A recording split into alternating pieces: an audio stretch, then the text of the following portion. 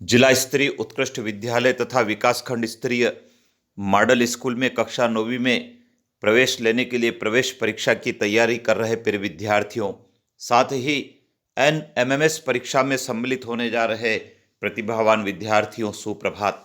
विद्यार्थियों, दोनों परीक्षाएं बहुत महत्वपूर्ण हैं। यदि आप 8वीं में पढ़ते हैं तो आपको एनएमएमएस की परीक्षा देना है और साथ में 9वीं में प्रवेश लेने के लिए चयन परीक्षा देना है।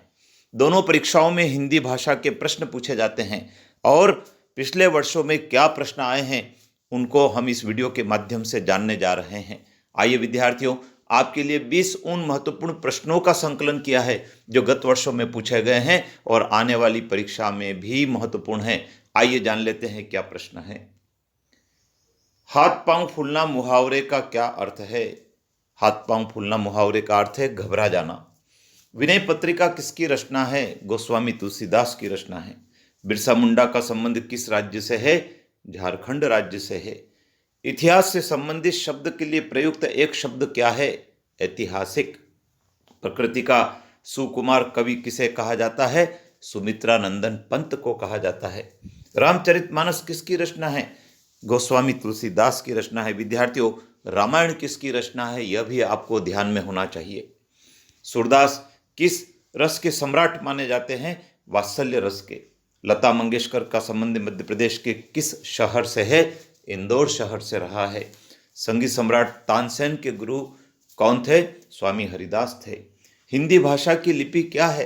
हिंदी भाषा की लिपि देवनागरी है। दो वर्णों के मेल को क्या कहा जाता है? संधि कहा जाता है। कृतज्ञ शब्द का क्या अर्थ है? कृतज्ञ शब्द का अर्थ है उपकार को मानने वाला। अपन स्वरूप पाठ के लेखक कौन है? विद्यार्थियों, इस प्रश्न का उत्तर आपको खोजना है, आपके लिए छोड़ा है। मुक्तखोरों का सरताज किसे कहा जाता है? मुक्तखोरों का सरताज मुक्तानंद को कहा जाता है। तुम मुझे खून दो मैं तुम्हें आजादी दूंगा, यह नारा किसने दिया? बाल गंगाधर तिलक ने दिया। कौरव और पांडवों के गुरु कौन थे? कृपाचार्य थे। छंद रचना की जानकारी देने वाले शास्त्र को क्या कहते हैं? पिंगल शास्त्र कहते हैं। नीरज किस कवि का उपनाम है? गोपाल दास का नाम है। ठन ठन गोपाल का क्या अर्थ है? धनहीन होना। शांति निकेतन की स्थापना किसने की थी? रविन्द्रनाथ टैगोर ने की थी। हिंदी दिवस कब मनाया जाता है?